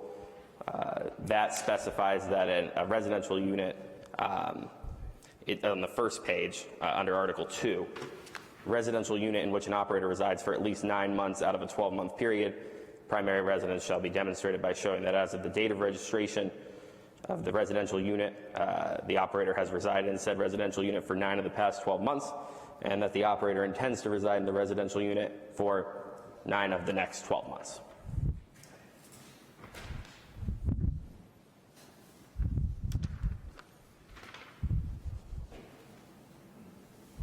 Think about it. Absolutely. I appreciate that. Any other questions or comments regarding that amendment? I think I'm going to break from what it is that we originally said. Regarding the first two amendments, let's take those separately. All those in favor of accepting the first two amendments say aye. Aye. All opposed say nay. The ayes have it. Councilor Letterman, you can, and I'm sorry, the third amendment, which you just read. All those in, the third amendment is the one that you just had the questions on. Councilor Whitfield, are you? Because if someone challenges it, would they know? Okay, because it has primary residence right there, I guess.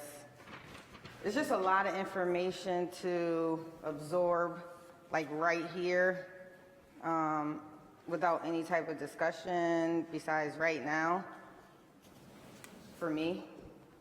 I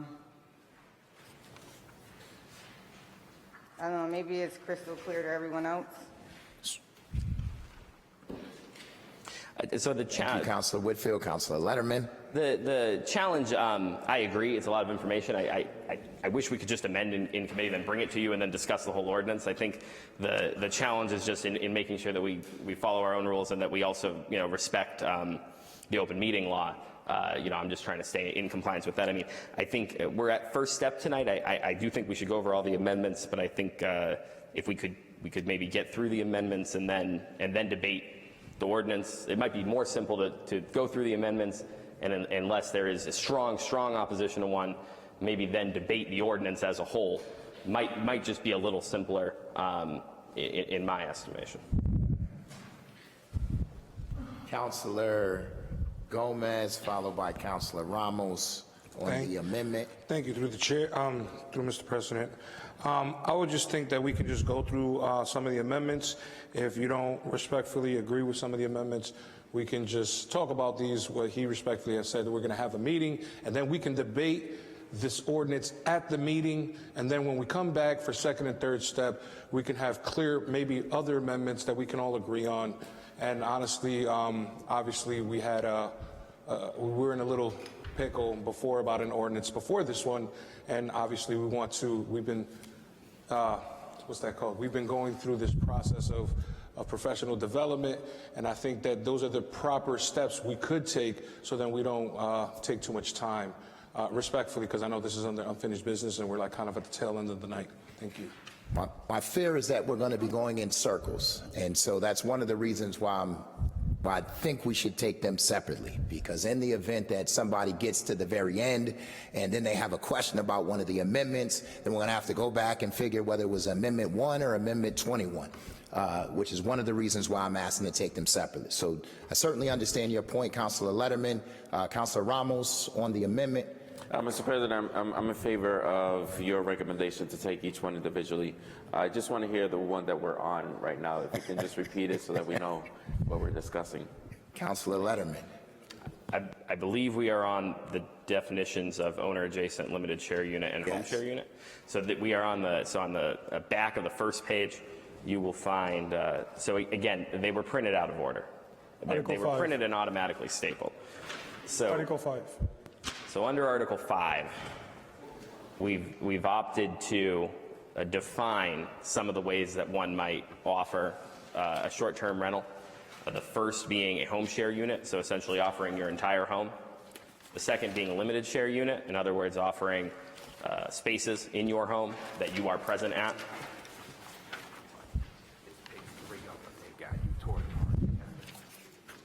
If you have your packet still stapled, it's page 3.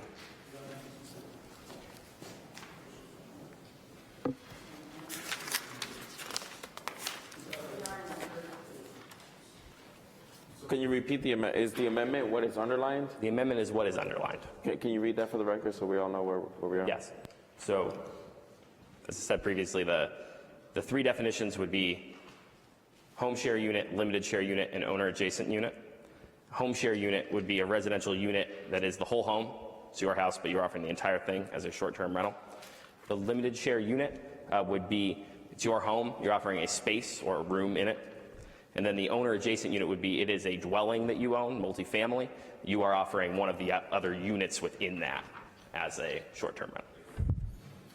Are there any other questions or comments regarding this amendment? Councilor Whitfield. Not trying to be difficult, but I'm going on surgery Monday. So you're going to send this to committee, and I'm still not going to be here to be there, right? And so I want to make sure, and when we go through these amendments, that I completely 100% understand them and agree with them before I vote on anything. So I just wanted to express that to you before we move on. I understand wholeheartedly, Councilor Whitfield, and I agree with you. I'm sorry, Councilor, did you have something to add to that amendment? Oh, no, I'm sorry. All right. All those in favor of accepting the amendment say aye. Aye. All opposed say nay. The ayes have it. The amendment is approved. Councilor Letterman. Thank you, Mr. Chairman. The next amendment is under requirements for operation of short-term rentals. And what it essentially does is just simply... What page, Councilor Letterman, so we can follow you? Page 5. Go ahead, Councilor Letterman. This just, again, restates what we previously in the definitions defined. And so it says residential units offered as short-term rental shall either be home share units, limited share units, or owner-adjacent units as defined in this ordinance. Are there any other questions or comments regarding that amendment from the council? Seeing none, all those in favor of accepting the amendment say aye. All opposed say nay. The ayes have it. The amendment is accepted. Almost done, folks, I promise. Next amendment is under penalties and enforcement. It is to correct a typo. The typo originally misstated the fine per day. It printed $300 per violation per day in the parentheses, but it actually had read $100, so it just is amending 1 to 3. Are there any questions regarding this amendment? Seeing none, all those in favor of this amendment say aye. All opposed say nay. The ayes have it. The next amendment is under notifications, and it would require that in addition to posting the city's recycling and trash program and parking regulations as required, this was at the request of the building commissioner, it would add a 5th posting, which would say that in each bedroom, the operator shall post a laminated egress plan showing a red line path to the location of exits. Are there any, I'm sorry, Councilor Ramos, did you have a question, sir? What page are we on? These are all out of order, so I'm not sure. I understand. I'm going to change it up to try to make things a little simpler because I think the packets are still stapled, and I am very sorry for that oversight. So this is on page, it's on the very front of the stapled packet. If your packet's still stapled, the front page adds a 5th notification that in each bedroom. Article 6, I believe. Correct. Go ahead, Councilor Letterman. Okay. So it adds a 5th posting. In each bedroom, the operator shall post a laminated egress plan showing a red line path to locations and exits. Are there any questions or comments regarding this amendment? Seeing none, all those in favor of accepting the amendment say aye. Aye. All opposed say nay. The ayes have it. The amendment is approved. Thank you. On your first page, first stapled page, registration and inspection, this updates what you would submit with the permit application at the request of the building commissioner. You would submit local contact information as well as a dwelling floor plan showing the size of bedroom, ceiling heights, location, and size of bedroom windows, clear opening per emergency escape building code requirements, location and size of the means of egress doors, bathroom location, size and fixtures, and proposed number of occupants and beds per room. Are there any questions or comments regarding this amendment? Seeing none, all those in favor of accepting the amendment say aye. All opposed say nay. The ayes have it. The amendment is accepted. Councilor Letterman. Thank you, Mr. Chairman. Also on your first stapled page, this is language added relative to any database that the city keeps to monitor these. It is with the expectation of privacy, and so it adds, to the extent allowable by law, any personal information included in the city's database created hereunder, which constitutes intimate details of a personal nature, shall be deemed confidential and exempt from public disclosure in accordance with the Massachusetts Public Records Law. And this was something suggested by the Realtors Association, again, to make sure that we don't see a situation where these types of properties are targeted relative to being transient in nature. Are there any questions or comments regarding the amendment? Seeing none, all those in favor of accepting the amendment say aye. Aye. All opposed say nay. The ayes have it. The amendment is accepted. On the back of your first stapled page, section B, it updates or clarifies that inspections participated in by the Code Enforcement Department or the Building Department will ensure the unit meets minimum standards for human habitation, but it also adds that it shall be unlawful to operate a short-term rental without a functioning smoke detector, carbon monoxide detector, and fire extinguisher on the licensed premises in each bedroom and common area, and that was a piece suggested by our colleague, Councilor Davila, in committee. Are there any questions or comments regarding this amendment? Councilor Whitfield. Thank you, Mr. President. As you know, I was researching short-term rentals before you brought this to the committee a month ago back in the spring, and some of the fees that were included, and I think in this section, when I was reviewing other plans, were like fire inspection and plan review fees, and there was also business license, startup fees, floor inspection fees. Did you talk about any of those, or because do the fire department have to go in and inspect the property? Is that included in the application fee? Yes. So we spoke with the building commissioner relative to the application fee that was suggested. Attorney Moore crafted the application fee piece looking to be in line with similar fees that we've levied on, other types of establishments. And so the permit fee, first permit fee would be $200, and that would include the processing of the permit application as well as the first inspection, and then it would be $100 thereafter.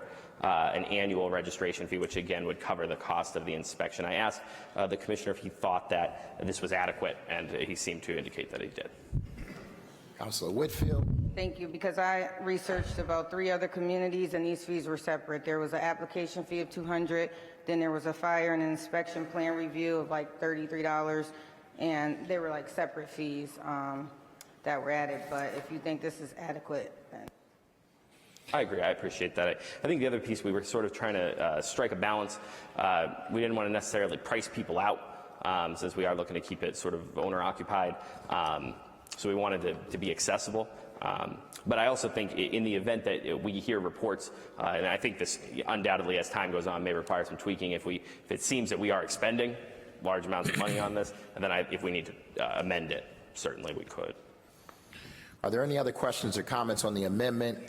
Seeing none, all those in favor of accepting the amendment say aye. Aye. All opposed, say nay. The ayes have it. The amendment is accepted. Councilor Letterman. I thought you're almost done, Councilor. Almost, I promise we are almost done. Actually, I think we have 2 more quick ones. So, Just kidding.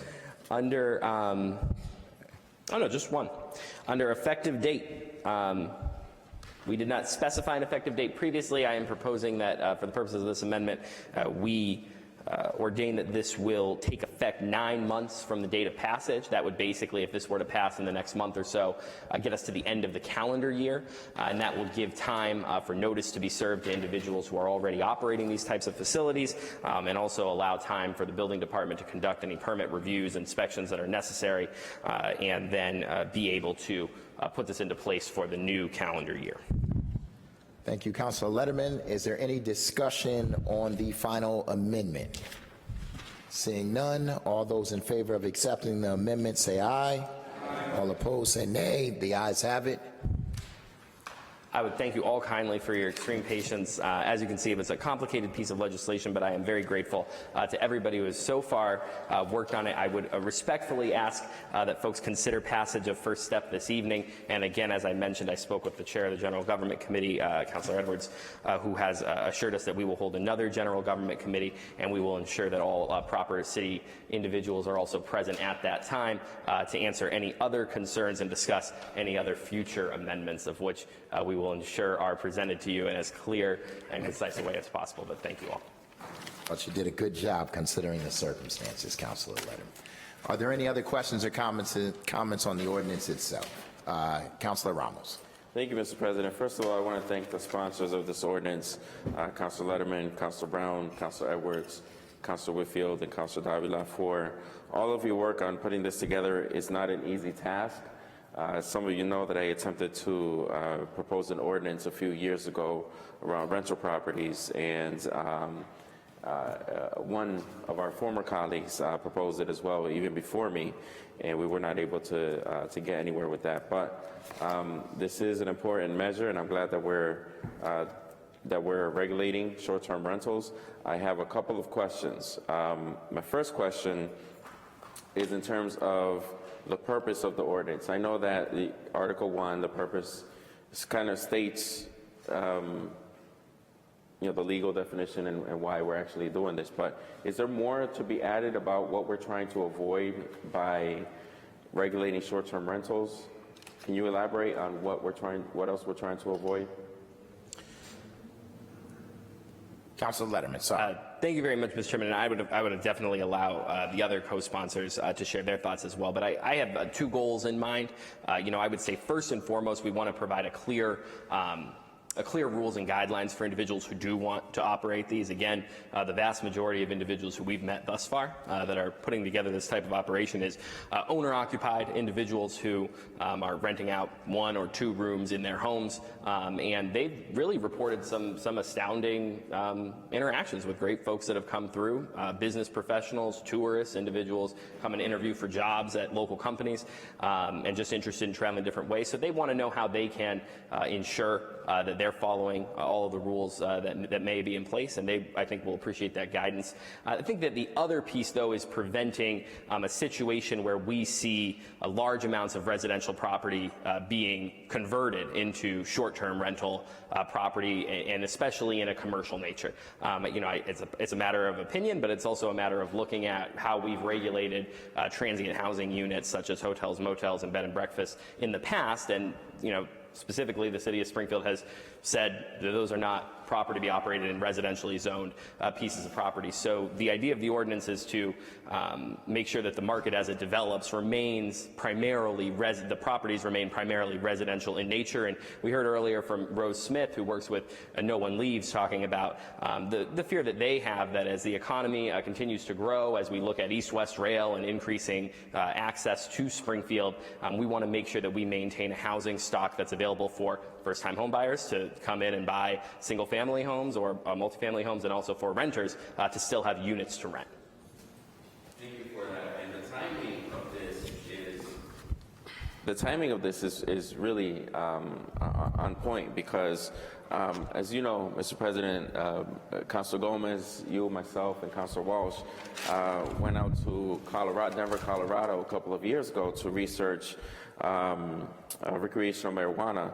And in a follow-up phone call with one of our colleagues, a councilman that we met with, he informed me that one of the new issues that Colorado is facing is with these short-term rentals, Airbnb, where they're actually renting them by the hour for tourists who want to come in and buy recreational marijuana and use it in one of the Airbnbs and then go on their way, right? Because it's not legal in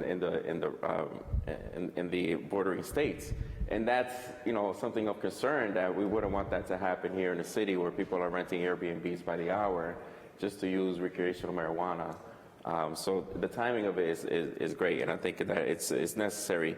My final concern is in regards to what was brought up during public speak out by the gentleman, Mr. Sears, when he was referring to LLCs and those types of, you know, not everyone owns their property under their actual name, some of them. And I'm assuming that your amendment from earlier addresses that, correct? Under definitions? Yes, thank you. First, I'd just say, interestingly enough, Denver is one of the groups or cities that we looked at in terms of their ordinance, and they require owner occupancy as well. And we do have a provision, we didn't have to amend it, it was in the original provision that requires a minimum 10-hour rental, the idea being that people need to check in, stay a whole night, and then check out. Relative to the amendment, it is our hope to address it with that amendment.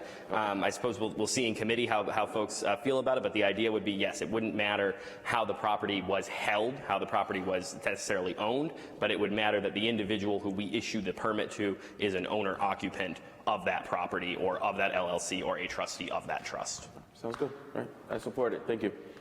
Councilor Gomez. Thank you, Mr. President. In the spirit of the ordinance, I already know what it's going to accomplish. My district, respectfully, is about 50% owner-occupied houses. I know that, you know, with the hospital and the casino and a lot of the economic development that's going on into the city of Springfield, we want to make sure that people can buy, right? We want to make sure that there's going to be enough housing stock, because not even a year ago, we had a housing crisis meeting, right? Something that is existing in the city of Springfield and our surrounding areas. But one thing that there's also a crisis, that something that has nothing to do with the spirit of it, is, which I would love when you have your subcommittee meeting, to invite code enforcement there. And I think Steve Desilets is out again. I think he's off to France, but for the week or so. But what I want to know is, there's only about 5 working code enforcement officers right now for the city of Springfield. We have a high volume of turnover. Respectfully, I'm going to support this ordinance. I'm with the ordinance, but I want to make sure that the oversight on it can hold up to it. When I was doing the research, obviously what has happened is, if these things were to expand and more of them were to open in the city of Springfield, it will turn into another kind of department, maybe of economic development, or code enforcement. And I know that you've been speaking to the commissioner, and I just want to see his piece on what are we going to do and make sure, what are the policies and procedures to understand how or what and where, you know, the trainings that some of our code enforcement officers are going to be going through. And those are the things that just concern me, not the ordinance. I think the ordinance has a great spirit in it, but I want to make sure that the oversight on top of it, on what what you guys are trying to do, respectfully, to the making sure that we pass this effectively, that efficiently, that our department is able to make sure that they're holding some of these owners accountable, specifically to the folks that we're trying to combat this with. So thank you so much. I plan to support this tonight to first step. But secondly, if we can have a meeting that I want to see, as the Economic Development Chair, I would like to see the department heads in the room and not send a surrogate. Thank you. Thank you, Councilor Gomez. Councilor Whitfield. Thank you, Mr. President. Councilor Letterman and I, we talked about since Councilor Ramos brought up the hours that folks have to remain in the short-term rental. I don't know that I agree with 10 hours. I think it's too short. I would like to say something like full day rental. But then you brought up a point, what constitutes a full day? So maybe we can say full day rental no less than 15 hours or something like that. And I want to hear your thoughts on that. Councilor Letterman. I agree with the spirit of the councilwoman's comment. Exactly what Councilwoman, Council Ramos said. The idea is to avoid hourly rental of these types of facilities. The 10-hour number, we were just thinking of the check-in and check-out, so we don't want to necessarily say 24 hours because that's, that would sort of prevent folks from having turnover of guests. But I'm I'm supportive of any reasonable number that the council is comfortable with. It would require us to do some quick math in our heads, I suppose, and think of what a traditional check-in and check-out time is. But I'm certainly open to an amendment on it if folks feel that 10 is too few. Thank you, Councilor Letterman. Are there any other questions? If the councilwoman doesn't have a time frame in mind, maybe we can talk either before the committee meeting. I know you're going to be out on surgery soon, so we'll make sure that we arrive at a compromise on that number. Thank you, Councilor Letterman. Are there any other questions or comments from the council? Seeing none, all those in favor of passing first step tonight, say aye. Did you have a? Did I miss Councilor Allen? Although we. Sorry for the slow movement here. I wanted to agree with Councilor Gomez on getting Steve Desolitz in the room with people. I think that's important. I've been at all three. I think I've been at all three of these meetings, and it's still confusing. And he's going to be the enforcement person. And if this passes the way it is, no matter if it changes, he's the enforcement person. I think it's really important that he be there because people are in the room talking about these being in their neighborhoods, and he's the enforcement person. The other thing, a couple of people picked up a couple of things that I want to ask. Councilor Ramos was one. But does this change anything for anybody today? How does this change the life of Springfield homeowner in Springfield today who can do certain things with their property? And does this take away or add anything that they can do that they didn't know about or that creates a problem for them? Councilor Letterman.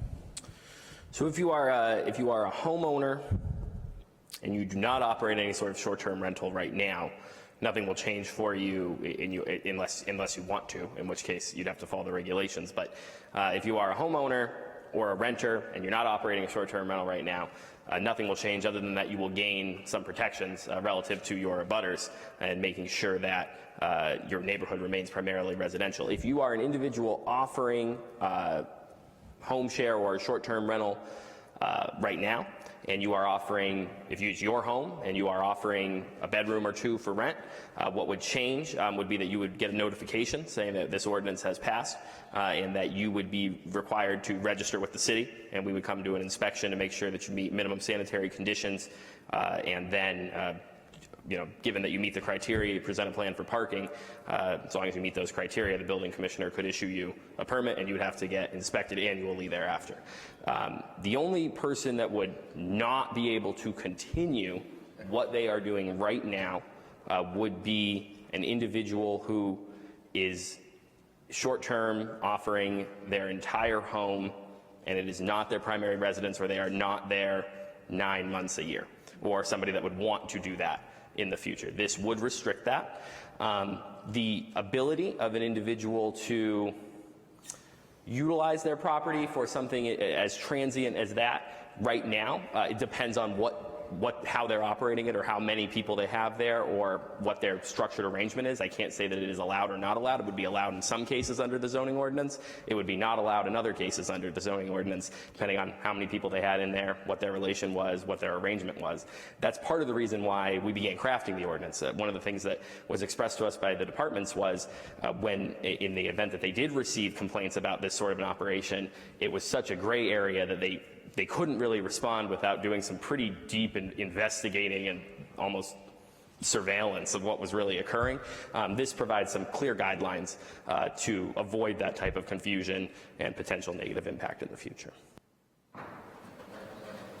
Councilor Allen? So the person who you just described, do they know about this? Will they be notified? The person whose rights change? Councilor Letterman. That's a great question, and it also speaks to Councilor Gomez's point around the level of action necessary from the department to regulate. Certainly, we wanted to be cognizant of the capacity of our departments. We know we're always being asked to do more with less, and so while the commissioner, I believe, has always come before us and would welcome additional assistance, he did indicate he thinks it's necessary to put something on the books relative to the notification. One of the things that Tim Sheehan, the Economic Development Director, shared with us in a committee meeting is that he has actually already been in contact with some different contractors, individuals who help with this type of compliance, and one of the things that they do, he described it as a very affordable proposition, is that they will actually come in and they have the technology to monitor every time one of these comes on through a booking agent. And they actually, you can contract out, they'll send the compliance letter, they'll say, we see you've registered, you're come online via Airbnb or HomeAway or one of the similar organizations, and then they will say these are the steps that you need to take. If they're already online, they will get that same notification, and that's why we're giving a phase-in period for the ordinance to ensure that nobody is interrupted. They would be allowed to continue through this process until the ordinance comes into effect. So they would all be notified. Right now, we have data that says there's about 100 of them. The majority, again, are in McKnight, Forest Park, Maple High, Six Corners, but there are a couple that look like that I can share with you that look like they're around Ward 7 and in other parts of the city as well. Thank you, Councilor Letterman. If there are no further questions from the council, all those in favor of taking first step on this ordinance say aye. Aye. All opposed say nay. The ayes have it. First step is approved. Madam Clerk, I believe items number 32, Councilor Edwards is going to remain in committee. Is that accurate? Okay, thank you. And then item number 33 cannot come out because the Maintenance and Development Chair is not present this evening, is actually under the weather. Councilor Ramos, did you? Yes, Mr. President, and he did request that we leave it in committee. We held a committee meeting last week, and we're planning on holding another committee meeting. Okay, thank you, Councilor Ramos. Madam Clerk, is there any further business before the council? There are no more further business before the council tonight. Seeing none, we stand adjourned until our next regular meeting next Monday, March 16th at 6:30.